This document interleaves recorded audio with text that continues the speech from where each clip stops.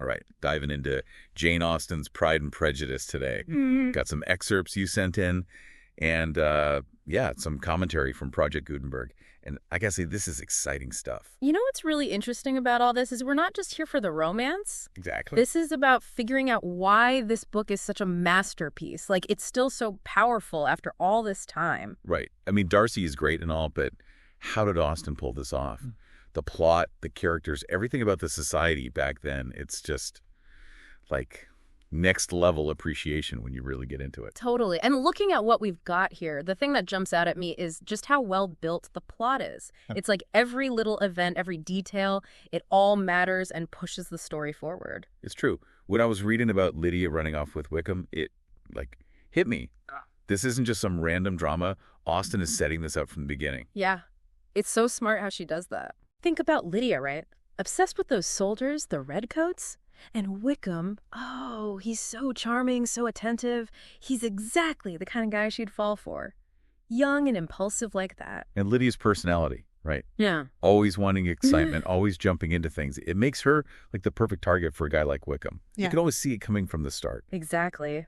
But the really amazing thing is how Austen also shows us who Wickham really is, little hints here and there. Remember that first ball when Darcy wouldn't dance with Elizabeth? Oh, yeah. At first, you think he's just being arrogant. Totally. But then later, you realize he was actually trying to protect her from Wickham. Oh, right. He knew all about Wickham's past, the gambling, trying to trick Darcy's own sister, all that. And he was trying to warn Elizabeth. Right. But of course, she's so blinded by her own prejudice that she doesn't see it. Exactly. And then there's that letter from Darcy. That's the real turning point. That's it. He doesn't hold back at all. He lays it all out. All of Wickham's lies, how he manipulates people, how he tried to take advantage of Darcy's family. It's just like raw honesty. And it changes everything for Elizabeth. She sees them both in a totally new light. What's so cool about that letter is that it doesn't just move the story forward, it shows us so much more about Darcy. I mean, before that, we're seeing him through Elizabeth's eyes, and she's not exactly being fair. Right. And suddenly we see this whole other side of him. He's vulnerable, he's got principles, and he really cares. It forces Elizabeth to face the fact that she was wrong about him, that her pride got in the way. Which takes us to the real core of the book, how Elizabeth changes. How does Austen take us from Elizabeth hating Darcy to, well, loving him? The amazing thing is it feels completely real. Austen doesn't just say her feelings are changing.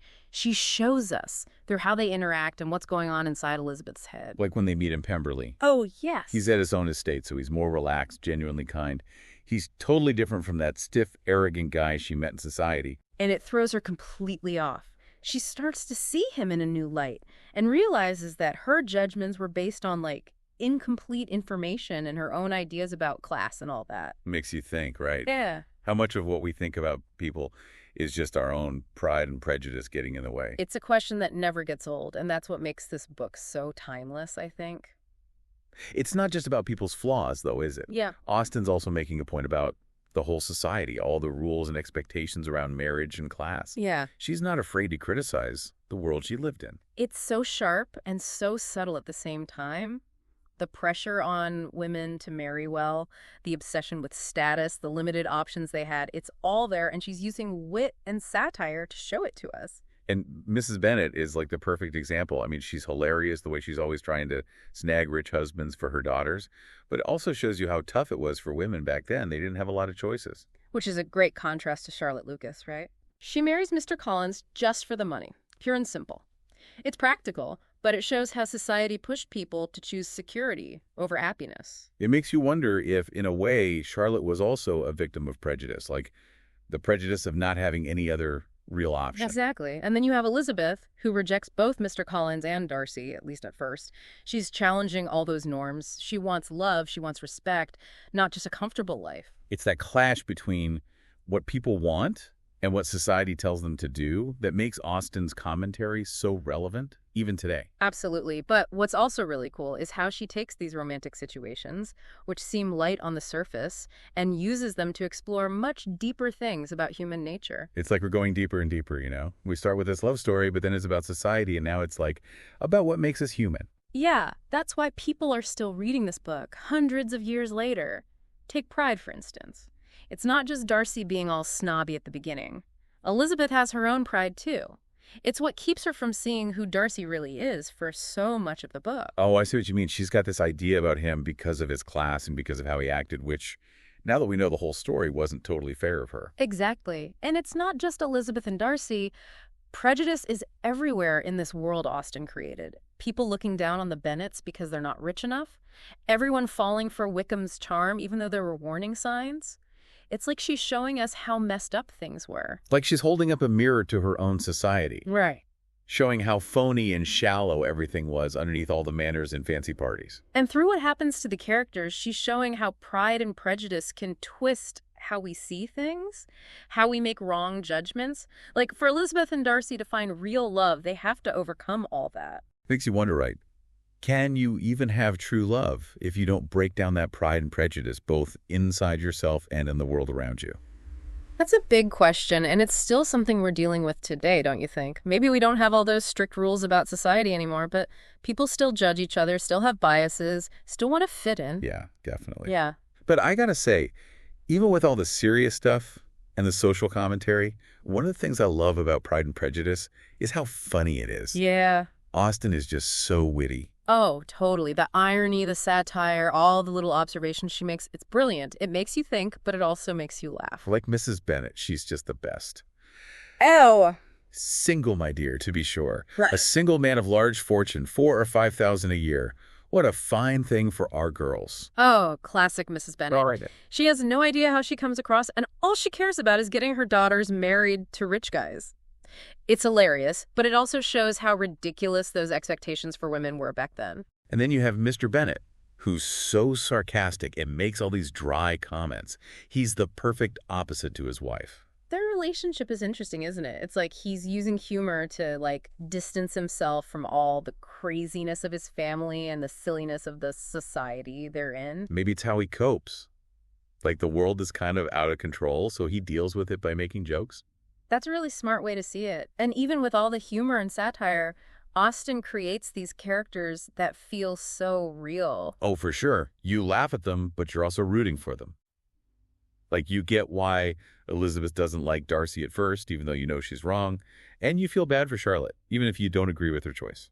That's what makes Austen such a great writer. All the characters, even the ones that don't get a lot of time, they all feel like real people. They have their own personalities, their own wants and flaws. That's probably why Pride and Prejudice is still so popular. All the movies, TV shows, even modern versions, it just keeps inspiring people. It's become like this cultural icon. From those old school movies to stuff you see online, Pride and Prejudice still captures people's imaginations. I think it's because deep down it's about love, finding yourself, and all the challenges of trying to fit in or break free from society. Those things never really go away. Exactly. Austen's genius is that she takes what seems like a simple love story and uses it to talk about all these universal things. It makes you realize there's always something new to find in the book, no matter how many times you read it. Absolutely. We've just scratched the surface today. There's so much more to explore, so many layers to unpack. But for now, let's bring this back to you, the listener. What's stuck with you from what we've talked about? It's kind of wild to think a book written like over 200 years ago, and we're still talking about it like it's brand new. It really makes you think about what makes a book truly great, you know? It's because it's about stuff that never really changes, human nature.